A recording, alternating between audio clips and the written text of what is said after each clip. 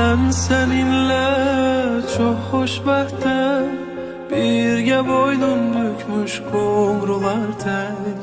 Qəlbimdə yaşayırsan, ən dəyərli, ən saf duygular tək. Gözlərində bir aləm var, orada sən varsan, orada mən varam. Sən hamıdan bəxtə versən, mən isə hər kəsdən bəxtiyaram. Harda var ki sənin sevirəm deməyindən, Qoy baxım gözünə, sarılım ürəyimdən. astaca astaca deyirəm biləsən.